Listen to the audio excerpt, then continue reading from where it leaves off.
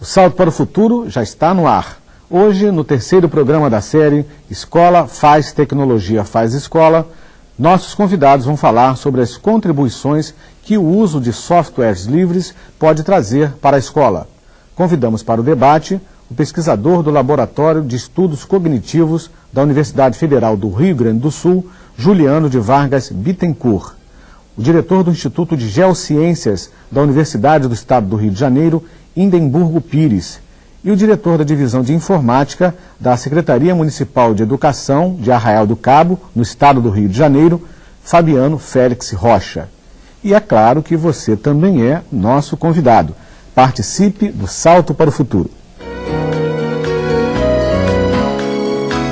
Mande já a sua mensagem. Você pode participar do Salto ao vivo pelo telefone 0800 21 6689. Via internet, salto@tvebrasil.com.br ou ainda pelo fax. Disque o código da operadora, o DDD 21 e o número 2232-3271. Nosso fax e e-mail estão 24 horas à sua disposição. Você também pode entrar em contato conosco pela caixa postal 50050, CEP 20062-970. Envie suas perguntas, relate suas experiências. Participe! Cursos de informática e acesso à internet são dois dos serviços disponibilizados para a população em um dos telecentros da cidade de São Paulo. Um projeto da Coordenadoria do Governo Eletrônico do município que promove a inclusão social por meio da inclusão digital. Veja a reportagem. De vez em quando é que eu venho. Aí eu já fiz o curso, aí eu já sei mexer direito.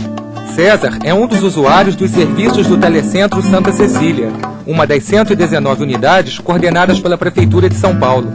Na cidade de São Paulo, você tinha, em 2001, 3 milhões de pessoas que nunca tinham tido nenhum tipo de acesso sequer a caixa eletrônico de banco. Então esse é o nosso público-alvo, as pessoas que nunca manipularam de forma alguma um computador. Então os telecentros dão acesso à população de baixa renda, que se não fossem os telecentros não teriam como acessar governos eletrônicos, internet, a sociedade da informação. Então eu acho que é uma oportunidade muito grande para as pessoas que têm necessidade, porque o nosso mundo agora gira em torno da informática, do computador, internet.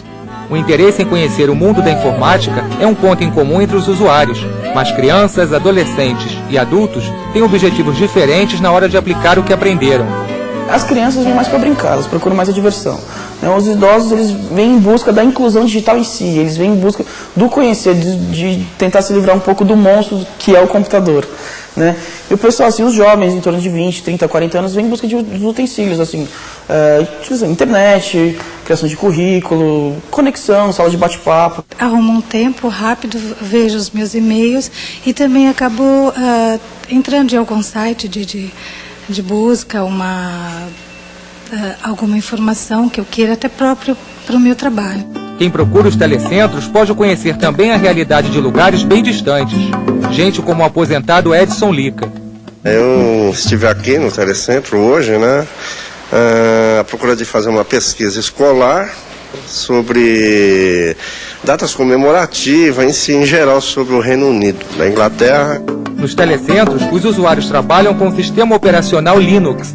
A escolha do software livre, ela passa por uma decisão econômica e a gente deixou de gastar em torno de 14 milhões de reais usando software livre, porque eu economizo em máquina, eu economizo em manutenção e eu economizo em licença, que eu não pago. Mas, por outro, o que é central para a gente é a questão de poder compartilhar conhecimento. Então, o software livre, ele permite que a gente possa adequar os aplicativos e os programas exatamente àquelas necessidades que a comunidade tem ou que o projeto tem. E os usuários contam ainda com a ajuda de professores e estagiários.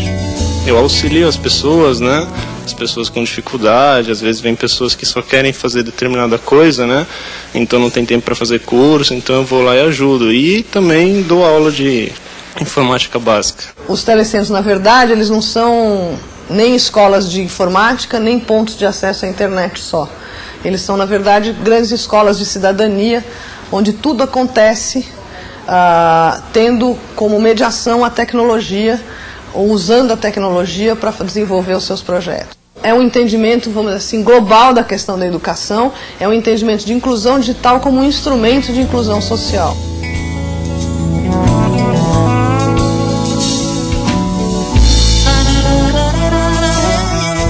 Juliano, Indemburgo, Fabiano, obrigado pela presença. Indemburgo, nós vimos no vídeo vários exemplos de inclusão social através da inclusão digital. Como é que você avalia o atual estágio da inclusão digital no Brasil? Bom, em primeiro lugar, gostaria de agradecer a oportunidade de estar aqui, né, em contato com todos os cursistas da TVE, da TV Escola, para mostrar um pouco da radiografia, que é a radiografia da internet. Existem alguns sites de buscas que já fornecem dados suficientes para nos remetermos, né, ao que somos, que parte nós estamos ocupando nesse cenário da internet mundial. Na verdade, nós somos uma imensa comunidade, uma comunidade relativamente comparada com a população planetária ainda pequena, né? Somos 605 milhões de internautas, né? E a América Latina, nesses 605, só contribui com 33 milhões. E o Brasil, no caso, na América Latina, participa com 18 milhões, aproximadamente. Então, nós somos, comparativamente falando, o oitavo maior país no mundo, integrados em termos de tecnologia, em computador, na internet, né? Se formos comparar com os Estados Unidos e o Canadá, tem outra realidade, tem 182 milhões de internautas. 26 milhões conectados em banda larga. Nós só estamos 2 milhões, aproximadamente, né? Comparada com a África, a gente está bem avançado, nós somos bem avançados.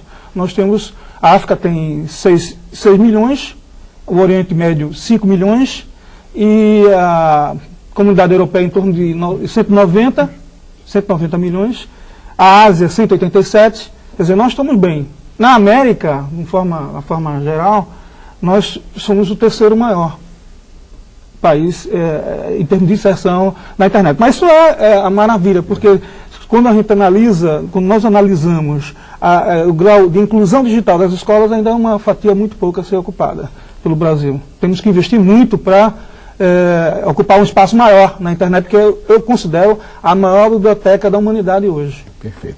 Juliano, definições, né? Que definições você pode trazer para os nossos cursistas a respeito do software livre? Bem, em primeiro lugar, eu também gostaria de dar boa noite aos cursistas da TV Escola. E eu acho que o vídeo mostra uma coisa muito clara, de que a questão principal no software livre não é financeira. Obviamente, num país nosso, onde os recursos para a educação são escassos, a questão econômica, financeira importa, porque o software livre traz uma grande economia. Mas o tema central, quando se fala em software livre, é sobre liberdade. Um software, para ser livre, ele precisa ter 4 liberdades. A primeira liberdade é a liberdade de executar o programa para qualquer finalidade, seja ela empresarial, seja ela numa escola, seja ela numa pesquisa, seja ela em casa. A segunda liberdade é de estudar como funciona esse software, e aí o software livre começa a se diferenciar do software proprietário. A gente, quando estuda ele, a gente pode estudá-lo, ver como é que esse software foi feito, adaptá-lo às nossas necessidades, e o vídeo deixa isso claro, que a prefeitura escolheu o software livre para poder adaptá-lo, o software às suas necessidades, coisa que não é possível com software proprietário. A terceira liberdade é a liberdade de redistribuir cópias. Com software proprietário, quando você compra uma licença de software, você só tem aquela licença para instalar no seu computador. O software proprietário diz, não, você não pode pegar essa licença e emprestá-la para o seu vizinho, emprestar para o seu colega, emprestar para o seu professor ou para o seu aluno. Só você pode usar aquele software no seu computador. E a quarta liberdade é uma liberdade de poder melhorar esse programa e redistribuir esse programa para qualquer pessoa que se deseje. Então, eu acho que o vídeo mostra muito claro de que a questão principal, quando se pensou em usar software livre dentro dos telecentros, foi uma questão de compartilhar conhecimento. Sabe? Fabiano, do ponto de vista do perfil do usuário, a Arraial do Cabo já desenvolve experiência bem sucedida na área de uso do software livre. Nós vamos ver isso no segundo vídeo desse programa, mas eu queria que você comentasse um pouquinho em torno do perfil desse usuário. Ele se assemelha ao usuário, ao perfil do usuário que nós acabamos de assistir no vídeo? Sim, perfeitamente. Boa noite aos colegas da mesa, boa noite, Marcos. Boa noite também a todos os cursistas da TV Escola, que estão aí em todo o Brasil. E a gente espera estar contribuindo bastante para o desenvolvimento, até o compartilhamento das informações.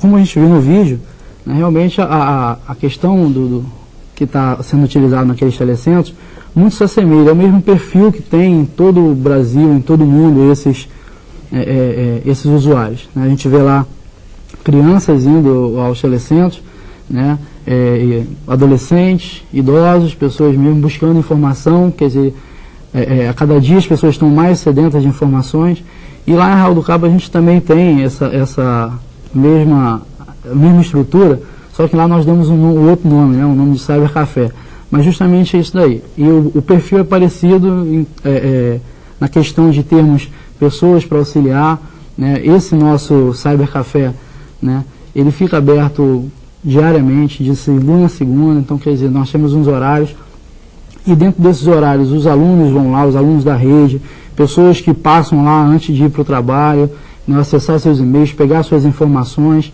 como é uma coisa gratuita, né? Então quer dizer, o perfil, né, lá na cidade de São Paulo, onde foi gravado, né, a gente reflete justamente isso, né, bem distante, São Paulo, Rio de Janeiro, Arraial do Cabo, então o perfil é o mesmo. Né, o grau de interesse também. O grau de interesse também é muito grande. Né? Perfeito. Temos a primeira participação, é da Iraci, de Goiás. Olá, Iraci. Boa noite. Sou a professora Iraci, orientadora de aprendizagem do Teleposto TV Escola de Iporá. Com tantas mudanças acontecendo a cada dia, é muito difícil para nós professores estar conciliando seu cronograma anual e capacitações, das quais eles têm que passar e precisa estar atento para as mudanças. A pergunta é, a partir desse novo programa, o que vai acrescentar de melhor na prática pedagógica dos nossos professores? Obrigado e boa noite. Muito obrigado a você, Iraci. Volte sempre aqui ao Sol do Futuro, em Edimburgo. Os programas irão facilitar muito o trabalho dos educadores, né? Irão permitir que eles tenham uma liberdade maior de criação e de produção também, né? Eu creio que representará um avanço em termos da formação e da capacitação dos professores. Eu vejo como uma excelente perspectiva, né? Uma perspectiva que todo professor almeja isso. O professor brasileiro, ele é por essência um inovador. Ele tem essa sede de aprender. E as possibilidades estão se abrindo com o uso da tecnologia do software livre, né? O software livre ele permite ao educador um aperfeiçoamento, ao mesmo tempo uma reestruturação de sua formação intelectual, né? Essa é a minha posição. Ok. Mônica? A Tânia, do Instituto de Educação Governador Roberto Silveira, pergunta se o software didático comercializado é indicado para as escolas e quais são os prós e contras para o uso dele entre alunos e professores. Juliano, você pode fazer essa abordagem? Bem, essa é uma das questões que muito se questiona quando se usa software livre, se os softwares que a gente compra, eles vão conseguir funcionar dentro de uma plataforma Linux, uma plataforma livre. Infelizmente, nem todos os softwares proprietários que se vendem vão conseguir funcionar dentro da plataforma livre. Existem projetos que estão acontecendo, desenvolvidos no momento, que adaptam softwares proprietários para softwares livres. E pegam e utilizam softwares livres, conseguem utilizar softwares que rodam no Windows, fazê-los rodar nessa plataforma Linux. São os emuladores. Esse compartilhamento vai acontecer também. E existe esse trabalho dos especialistas para que isso facilite a vida do usuário, né? Existe uma grande consciência dentro da comunidade de que é preciso trabalhar nesses softwares pedagógicos que atualmente existem dentro da plataforma Windows e migrar eles, desenvolver softwares equivalentes dentro da plataforma Linux. Isso é uma das tarefas que nós estamos assumindo e trabalhando lá dentro do Laboratório de Estudos Cognitivos para conseguir suprir essa falta que existe atualmente. Perfeito. Vamos acompanhar agora a participação da Simoni, direto do Espírito Santo. Olá, Simoni. Aqui é Simonita, ela é cursista da Escola Araribóia, Pancas, Espírito Santo. A pergunta é a seguinte: o uso do software livre abre espaço para a criatividade do aluno e do professor, mas como conduzir as atividades livres envolvendo todos os alunos quando alguns não se interessam ou simplesmente não querem deixar fluir sua criatividade? Boa noite e obrigada. Muito obrigado a você, Simoni. Juliano, essa é uma questão que em Arraial do Cabo se observa de que ponto? Por exemplo, no início foi difícil convencer os professores ao uso desse software livre. Como é que foi esse diálogo? A gente sabe que inicialmente existe a questão de um afastamento. Tudo que é novo, justamente, tudo que é novo, né, cria aquela reação de, bom, peraí. Mas aí o que é mais importante, né, é que o professor seja o colaborador principal. O professor, o aluno, né, ali dentro do laboratório, eles unam forças, né, unam ali os conhecimentos ali para que todos possam crescer juntos. Né? E a questão do professor ter resistência, essa resistência ela é quebrada a partir do momento que o aluno vai mesmo para o laboratório e começa a utilizar e começa a cobrar do professor. Isso foi uma realidade que nós passamos lá em Arraial do Cabo, uma experiência que nós tivemos em Arraial do Cabo. Eu acredito que isso também é uma particularidade não só de lá, mas também de todo o Brasil, e isso daí vocês vão poder comprovar isso na prática quando o aluno for passar aí mais vezes ao laboratório e cobrar mais do professor, essa resistência vai cair, com certeza. Ok, Fabiano, obrigado. Mônica? A Tânia quer saber ainda se os projetos educativos são linguagens alternativas para a programação de um software escolar. Lindenburgo, qual é a sua visão sobre isso? Projetos educativos podem ser sim. Agora, eu acredito que os projetos devem, de um certo modo, contemplar a relação com o aluno. Quer dizer, se ele vem pronto e se ele não é confeccionado para buscar uma relação, não é? Estar articulado com o aluno e observar que o aluno pode estar interferindo dentro do processo, então ele é um projeto que fica fechado. Então, o projeto tem que ser elaborado pensando de alguma forma se relacionar e se articular com o aluno. A pergunta agora é da Luísa, de Goiás. Pode falar, Luísa. Boa noite. Sou a professora Luísa. Eu sou dinamizadora de tecnologia no laboratório de uma escola de ensino médio. E vivencio na prática a dificuldade dos professores de estarem lidando com o velho Windows. Então a pergunta é: até que ponto o software livre contribuirá para facilitar o trabalho do professor, uma vez que, para utilizá-lo bem, precisará de conhecimentos de programação, sendo que o professor mal tem tempo para suas atividades diárias? Boa noite e obrigada. Muito obrigado a você, Luísa. Juliano, por favor. Bem, Luísa, esse é um velho mito, acho que se criou em cima do software livre, de que para utilizar software livre você precisa ser um programador, você precisa ser um desenvolvedor. Hoje em dia o software livre é um software tão utilizável quanto o Windows. Qualquer pessoa pode utilizar software livre e muitas vezes vai utilizar o Linux sem notar que está utilizando o Linux. Quanto à relação de que como é que o professor vai conseguir explorar isso, talvez o professor nem precise, porque como o software livre tem seu código-fonte aberto, ele possibilita que o próprio aluno realize essa exploração. E vai caber ao professor auxiliar ele nessa busca, coisa que você não tem com o software proprietário. O software proprietário é fechado por definição. Então essa exploração nem pode começar porque não há possibilidade. A participação agora é da Suenir, de Goiás. Olá, Suenir. Boa noite.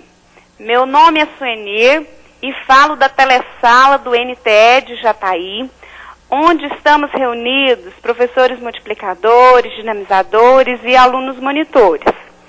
E gostaríamos de saber se existe uma proposta específica de capacitação para o sistema operacional Linux, uma vez que esse sistema ainda é pouco conhecido e utilizado nas instituições escolares.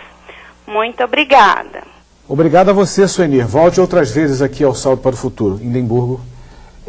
não existe assim um projeto oficial assim de capacitação, mas a capacitação está na rede. Existe uma grande gama, viu, Sueli, de pessoas colaborando, que podem ajudar aqueles que estão, vamos supor, com algumas dificuldades em operacionalizar o software. Quer dizer, a comunidade ela é reconhecida por até grandes empresas de software pela eficácia e pelo êxito que ela tem tido de se mobilizar e de ajudar as pessoas. Quer dizer, cada vez mais, como já falou o Juliano, o software está dirigido ao usuário. Ele se torna menos voltado tecnicamente para o cara que conhece programação, né? A comunidade de software livre é imensa e ela tem uma participação muito ativa na rede. Então ela ajuda nas dificuldades, ela consegue te mobilizar para resolver problemas que todo mundo está se empenhando, né, em ajudar na rede. Isso é reconhecido até inclusive pela própria IBM, que é uma das maiores empresas de computadores do mundo, né? Ok. Mônica? As professoras dinamizadoras e alunos monitores do Colégio Estadual Silvio Gomes de Melo Filho, na cidade de Morrinhos, em Goiás, relatam que, através da leitura do boletim, verificamos que uma das vantagens de se utilizar um software livre, como é o caso do Linux, é a possibilidade de modificá-lo de acordo com nossas necessidades e de se poder trabalhar com um sistema popular apto a ter um desempenho aceitável, mesmo com poucos recursos de hardware, havendo quem utilize mesmo em máquinas 386 com apenas 8 MB de memória RAM. Além dessas vantagens, quais outras vocês exemplificariam? Perfeito. Fabiano, que vantagens esse sistema Linux implantado pela Prefeitura de Arraial do Cabo trouxe, não só para o processo de inclusão digital, mas também em termos de economia, enfim, dos avanços dentro do próprio sistema? Bom, boa noite, pessoal de Morrinhos de Goiás. Né, essa questão de você trabalhar com hardware, vamos dizer assim, que já morreram, né, na linguagem que o pessoal muitas vezes colocam, você pode trabalhar muito bem com o 386, como foi falado, e com 8 MB de memória. Né? Na verdade, o que vale nesse momento é que você faça ou peça a alguém, algum técnico que esteja estudando a questão do software livre para avaliar uma melhor distribuição. São muitas distribuições que existem por aí e que pode estar sendo facilmente adaptado aí aos computadores, no caso de vocês. Nosso caso lá, particular em Arraial do Cabo, não. Nossos equipamentos são equipamentos novos, né, mais atuais, que foram comprados recentemente, mas nós já estamos pensando já lá na frente. Quando eles já estiverem já capengando, a gente já está pensando na questão da economia, na questão de dar sobrevida a esses computadores. E aí sim, nós vamos precisar, né, de pessoas capacitadas, pessoas que saibam programar em Linux, para que elas possam estar dando aí um novo formato, enxugar mais e estar, de repente, criando a sua própria distribuição para compartilhar com a comunidade Linux de todo mundo. Perfeito. Um software livre já faz parte da rotina de várias escolas da rede pública. E depois do intervalo, vamos acompanhar uma atividade em que esse sistema foi utilizado. Até já!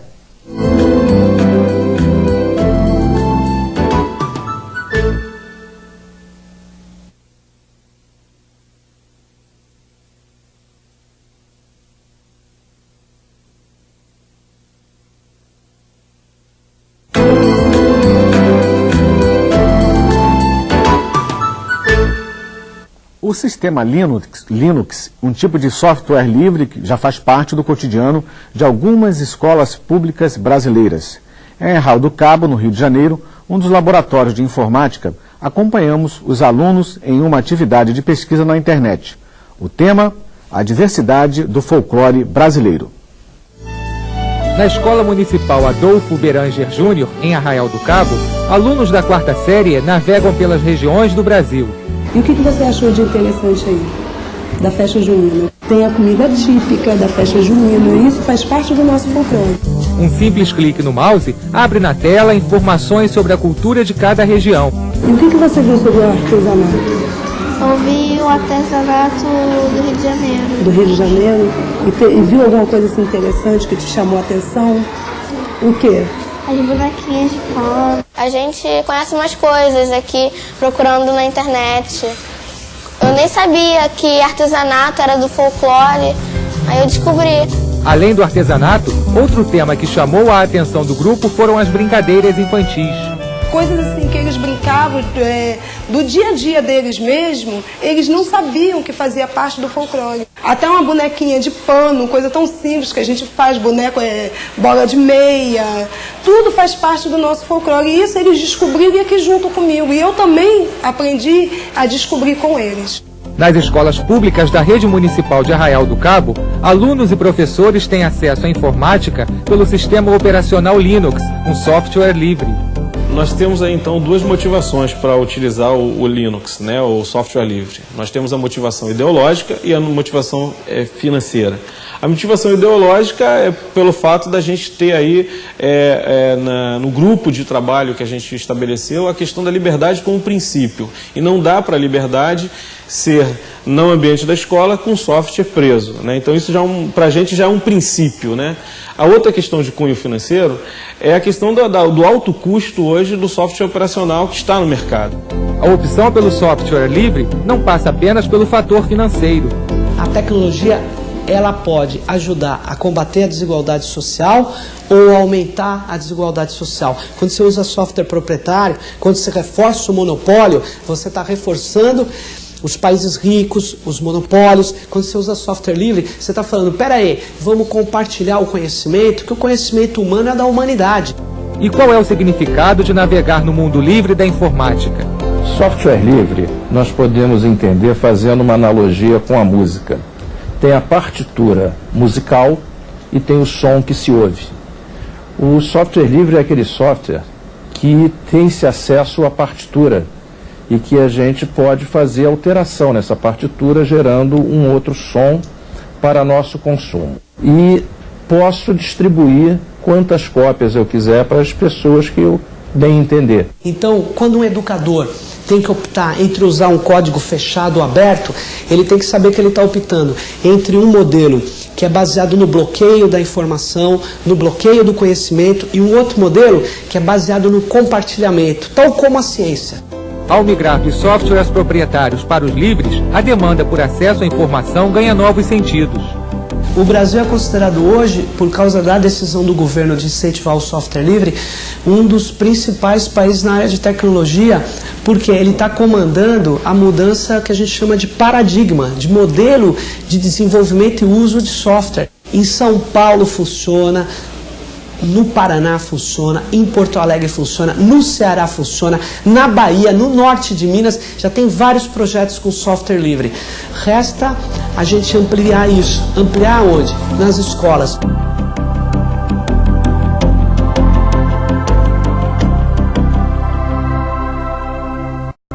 Bem, Fabiano, no vídeo nós assistimos a professora Andréia falando com desenvoltura sobre o Linux, né, sobre o processo, sobre essa ferramenta, como ela utiliza na relação com os usuários lá do espaço. Mas foi fácil para ela no início lidar com esse software, com essa ferramenta? Ela aceitou com facilidade migrar do Windows para o Linux?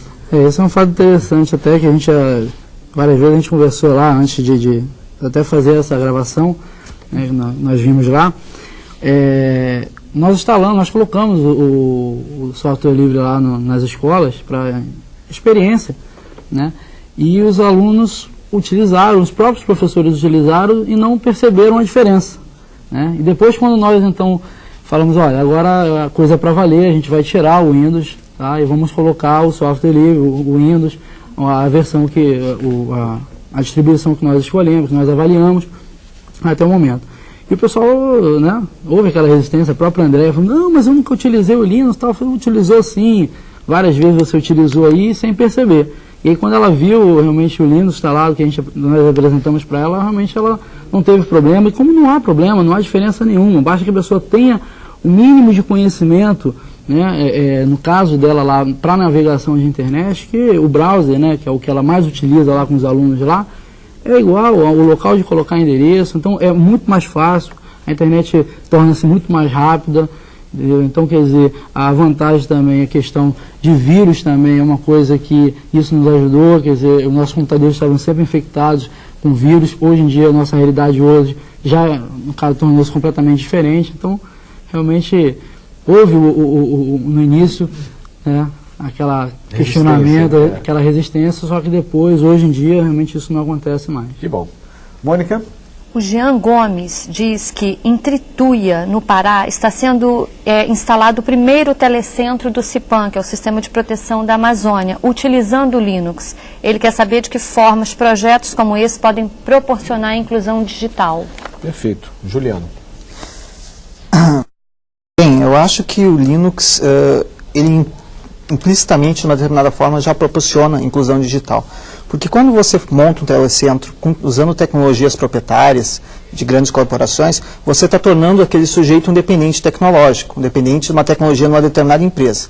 Depois, quando aquele sujeito for para o mercado de trabalho ou for utilizar em outra situação, ele vai saber utilizar aquele produto daquela empresa e não vai ter outras possibilidades. Quando você está utilizando um software livre, você está ensinando o sujeito a pensar sobre tecnologia, porque existem vários softwares livres que fazem as mesmas tarefas. Então ele não vai estar mais falando no editor de texto da empresa X, ele vai estar falando sobre editores de texto. Ele não vai estar falando mais sobre a ferramenta de apresentação da empresa Y, ele vai estar falando sobre ferramentas de apresentação. De certa forma, ele vai estar dominando mais a tecnologia do que se ele ficar restrito a uma opção de software de uma única empresa. A participação agora é da Rosemary, do Rio de Janeiro. Pode falar, Rosemary. Boa noite.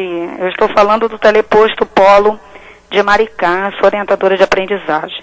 Segundo o texto de apoio à série, os programas livres podem ser utilizados, modificados, adaptados por qualquer um que tenha competência para tal. A que competência o texto se refere? O que é necessário que se saiba para operar com o sistema além de simples usuário? Obrigada. Ok, Rosemary. Muito obrigado pela sua participação. Indemburgo. Essa competência realmente exige uma certa qualificação, né? Você entender um pouco, viu, Rosemary, da arquitetura e do funcionamento do software e de suas aplicações. Por exemplo, eu vou voltar aqui ao tema já tratado um pouco por Juliano. O CIVAM está fazendo varredura da Amazônia. Tá? A varredura, na verdade, utiliza uma tecnologia de geoprocessamento. Essa tecnologia de geoprocessamento você pode adquirir, inclusive, na internet. Existe um sítio chamado freegiz.com, que você obtém lá centenas de softwares livres para o geoprocessamento. Você vê como é que funciona, você testa o software e você vai adaptá-lo às suas necessidades. Quando você altera a estrutura do código, a arquitetura do software, você está tendo uma contribuição. Então isso é uma qualificação, isso é uma capacitação. Eu penso que aí o educador ele começa a participar de uma forma diferente, de uma forma ativa dentro do software. Ele não tem uma participação mais passiva, né? Eu creio que ele tem aí uma participação, vamos dizer assim, praticamente revolucionária, né? Porque ele é o sujeito também do processo. Ele não só recebe o software e é só o usuário do software, né? Perfeito. Mônica? Os cursistas de Anápolis, Goiás, dizem que a liberdade é construída e conquistada, exige esforço e empenho. Na escola, esse esforço é sua própria razão de ser. O esforço de criar competências que habilitem tanto os professores como os alunos e seus pais a fazerem escolhas e construírem caminhos próprios. Eles querem saber se o Linux dá abertura para desenvolver e conquistar essa liberdade. Ok. Fabiano, você pode responder a essa questão? Não nesse momento, não, no próximo momento sim, porque no caso o que eu poderia falar ali para ela com a pessoal lá de Anápolis é a questão que quando se trata da família em casa, o pessoal utilizar, o software livre ele é muito mais estável, né? Ele é muito mais até instrutivo visualmente, né? Isso é a avaliação que eu faço, se foi exatamente isso que eu entendi a pergunta dela. Mas posso falar, complementar. Juliano, você quer fazer abordagem também sobre esse tema? Eu acho que quando você está trabalhando dentro do modelo proprietário, software proprietário, você não tem escolhas a fazer. Você recebe um determinado software que foi pago pelo governo e que você tem aquele. Se você utilizar outro software, você é um pirata, você vai para a cadeia. No software livre, não. Você tem escolhas a fazer. Você pode ir na internet e escolher, porque não existe um único Linux. Cada comunidade que tem interesse, tem técnicos para poder fazer, cria sua própria versão. E você pode escolher aquele mais adequado às suas necessidades. Ou se você tiver possibilidades técnicas, pessoas na sua comunidade que possam lhe ajudar, você pode criar a sua própria versão. Então eu acho que isso é conquistar a liberdade, é ter opção de fazer escolhas. Não tem com outro modelo. Verdade. Mônica? A Ciseni, também de Anápolis, diz aqui, o Linux é um programa livre, o Windows um software proprietário. Qual a diferença fundamental entre eles?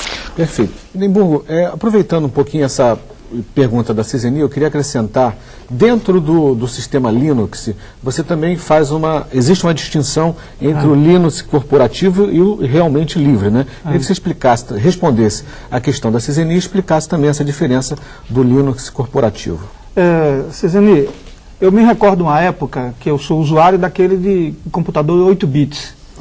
E eu fiz meus trabalhos acadêmicos, principalmente minha tese de mestrado, em cima de um computador de 8 bits. Né? E meu filho brincava com o computador, ele pegava o código na banca de revista, digitava o código, né, no computador, e aí o código gerava o software, e ele brincava com o software, que era um joguinho.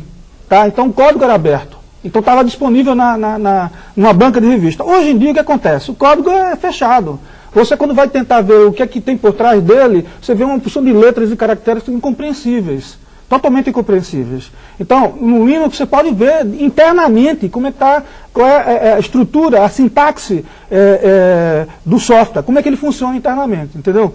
Agora, em relação à questão da liberdade, o professor hoje ele pode ter uma coisa fabulosa, ele pode criar sua própria distribuição com o Linux.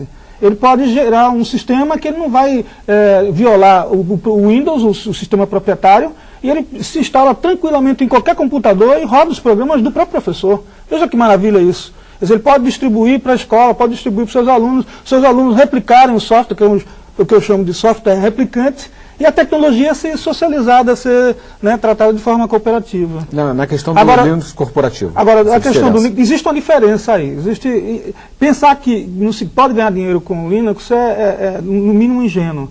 Existem sim softwares que são estruturados, distribuições que são feitas por empresas. É o caso, por exemplo, da Red Hat, a empresa que eu considero a maior dos Estados Unidos. Né?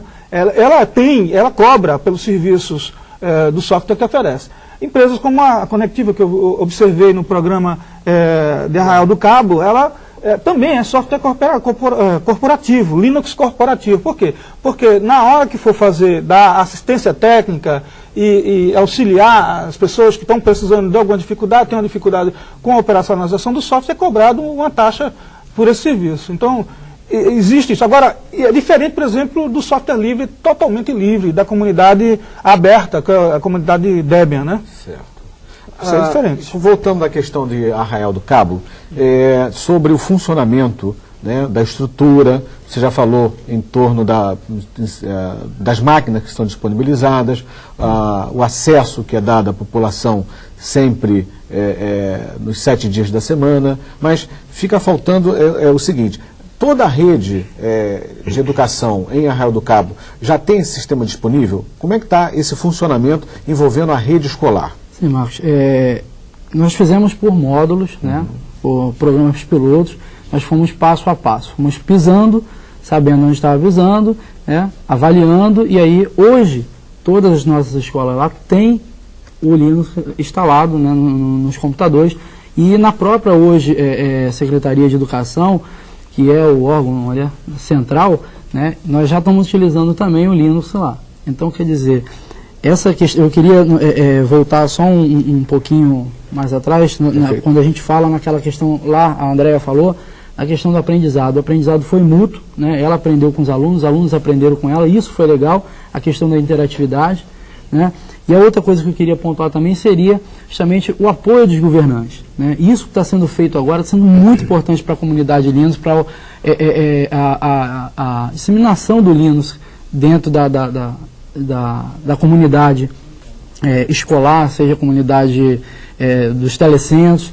Então é muito importante, é fundamental que os governantes estejam aí nos dando o apoio, né, que hoje é fundamental para que possa o Linux estar sendo aí difundido a cada vez mais, a cada dia mais. Perfeito. Mônica? O Leandro, de Minas Gerais, pergunta qual a expectativa dos debatedores sobre em quanto tempo teremos a consciência de usarmos o software livre, em quanto aumentará o número de usuários e se isso será uma utopia.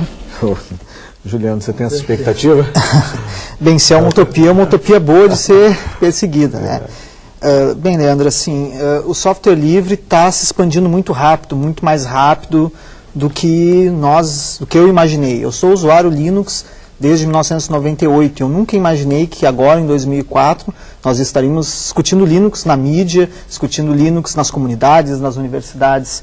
Então, eu acho que ele cresceu muito rápido. E isso tem um lado bom e tem um lado ruim, porque eu, como um defensor do software livre, gostaria de ver Linux, o software livre, como uma realidade em todas as escolas, com as pessoas conscientes da importância de utilizar isso. Mas se nós irmos muito rápido, nós podemos criar restrições das pessoas. Então eu acho que a adoção do software livre nas comunidades, nas escolas, na sociedade em geral, não pode ser um rompimento. Não, nós não podemos chegar, não, agora vocês vão usar Linux e pronto. Tem que ser um trabalho contínuo de educação, de treinamento, de suporte, de formação e de discussão com as pessoas para elas efetivamente optarem conscientemente. Nós vamos utilizar Linux por esse ou por aquele motivo. Hindenburg, você também tem esse ponto de vista, ou seja, enxerga também perigos na implantação desse sistema de software livre? Não vejo perigo nenhum. Eu acho que é o contrário. Eu acho que a qualidade, né, das políticas públicas vão se aperfeiçoar, principalmente na área da educação.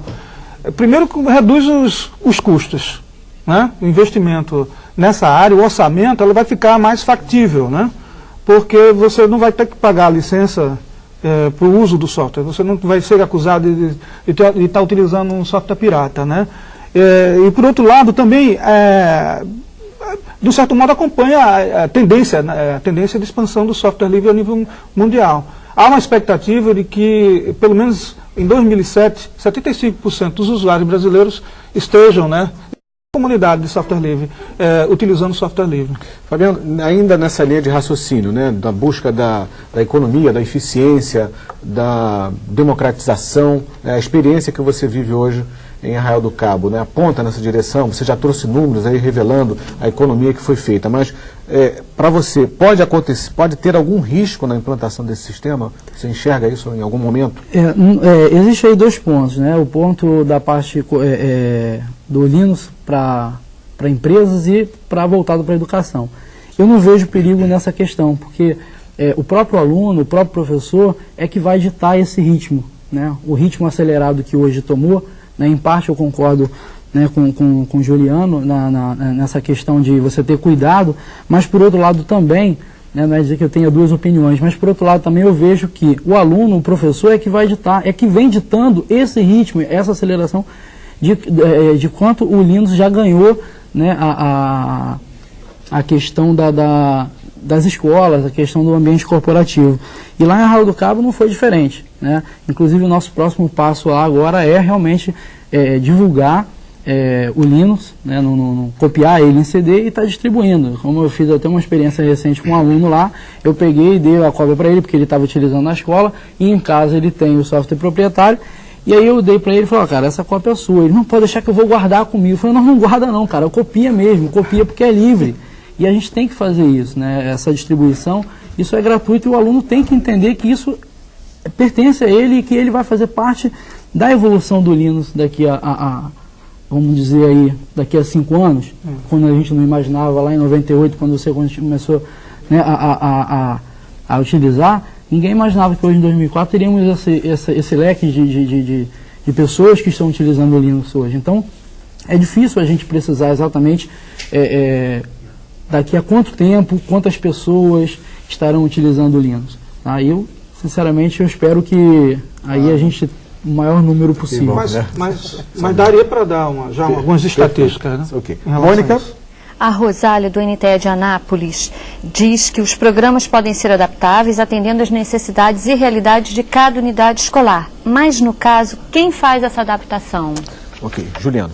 Bem, eu acho que existe 2 tipos de adaptação que nós podemos discutir.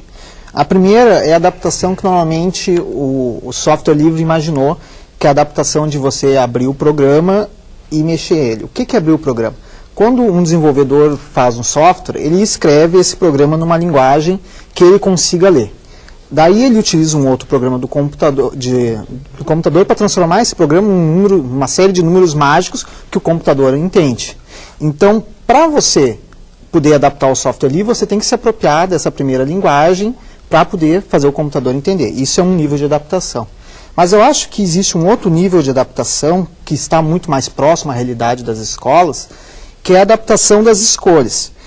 Por exemplo, quando você utiliza Linux, você tem vários softwares desenvolvidos por comunidades diferentes que fazem a mesma coisa. Então você não tem só um software que navega no seu arquivo, o navegador de disco, ou você não tem só um navegador na internet. Você tem vários, e você pode escolher e utilizar aquele que você deseja, simplesmente baixando, sem ser um pirata e sem necessidade de pagar um royalty por aquilo. Okay. Olá. Mônica? O José Costa, aqui do Rio de Janeiro, faz uma pergunta para o Fabiano. Você acha que o fato de usar programas livres na escola deve trazer alguma mudança nas opções de trabalho para os alunos quando saírem da escola? Porque na verdade, o José Costa, o aluno utilizando o Linux na escola, né, isso é uma coisa que realmente há o questionamento. Né, eu estou aprendendo na escola a utilizar o Linux, e eu vou sair, e o mercado de trabalho ainda não está utilizando o Linux, ele vai estar utilizando o software proprietário no caso do Windows. Né? Essa questão, né, é uma questão que vai além, eu acho que até é assunto de um próximo debate, de uma próxima conversa, porque aí a gente vai poder estar trabalhando isso de forma mais abrangente. Mas eu não acredito não, cara. Eu acredito que hoje realmente você possa entender, né, assim como você fala o português e você aprende uma segunda língua estrangeira, você pode também estar aprendendo 2 tipos de sistemas operacionais, né, ou até mais. Eu acho que isso daí não é um problema, não. Okay. Bem, hora de fazer uma pausa e depois do intervalo, nossos convidados fazem as suas considerações finais sobre o encontro de hoje.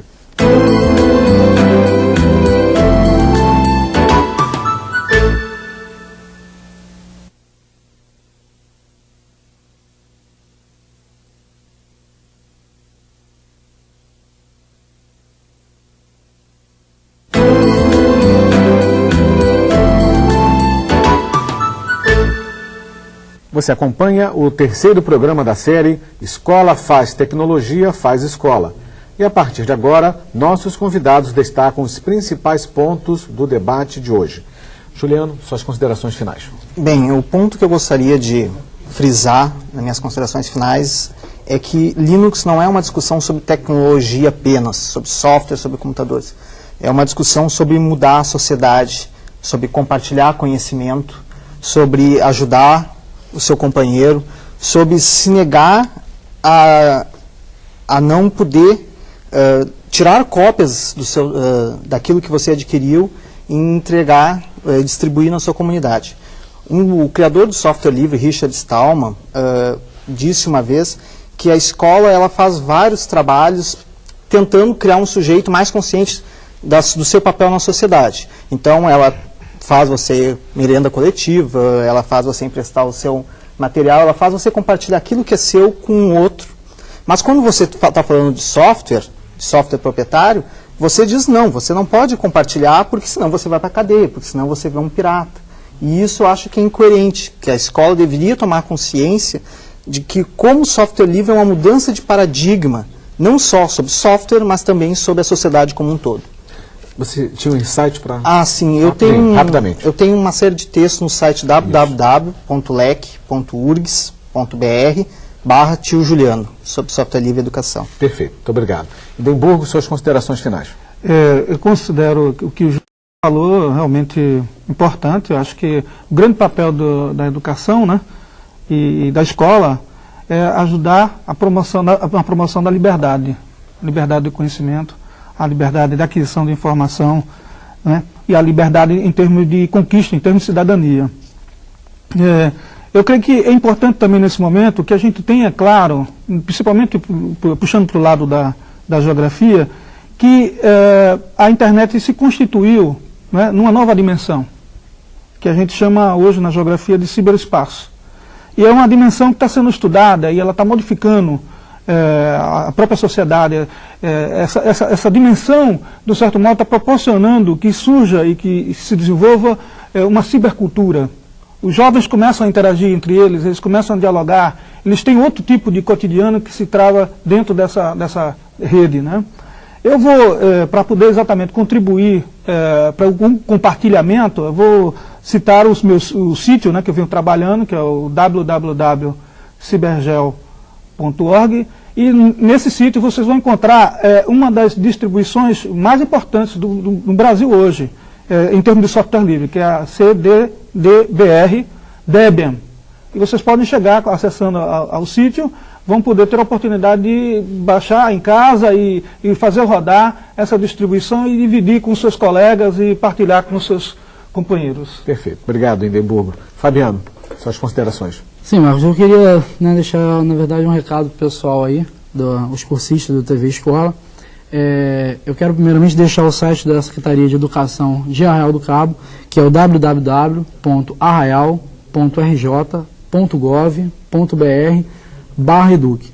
Lá você acessa o nosso site, nós temos uma parte lá onde já tem alguma coisa falando sobre Linux, né? Tem uma partezinha lá do Fale Conosco lá, que eu estou colocando aí todo o nosso pessoal lá, o pessoal técnico, o pessoal que está envolvido nessa área, o pessoal pedagógico. A gente está nos colocando nós estamos nos colocando à disposição para poder estar fazendo essa interação aí com o pessoal de todo o Brasil, caso haja alguma dúvida, né, para poder estar mesmo nesse momento compartilhando as informações, as experiências, né, que eu acho que é o mais importante. A questão do Linux a gente também vai estar falando bastante. Eu acho que o espaço aqui na TV realmente foi um espaço importante para que a gente pudesse estar debatendo, né, e mostrando que existe um trabalho. E aí, a partir de agora, eu acho que dentro desses contatos que nós deixamos, né, que o pessoal faça o contato mesmo com a gente e a gente possa estar trocando as informações, fazendo fluir, né, a questão do Linux. Perfeito, muito obrigado. O terceiro programa da série Escola Faz Tecnologia Faz Escola termina aqui. Eu quero agradecer as presenças do Juliano de Vargas Bittencourt, pesquisador do Laboratório de Estudos Cognitivos da Universidade Federal do Rio Grande do Sul, do Hindenburgo Pires, diretor do Instituto de Geociências da Universidade do Estado do Rio de Janeiro, e do Fabiano Félix Rocha, diretor da Divisão de Informática da Secretaria Municipal de Educação de Arraial do Cabo, no Estado do Rio de Janeiro. No Salto para o Futuro de amanhã, vamos discutir como é possível fazer rádio e TV na escola. Até lá!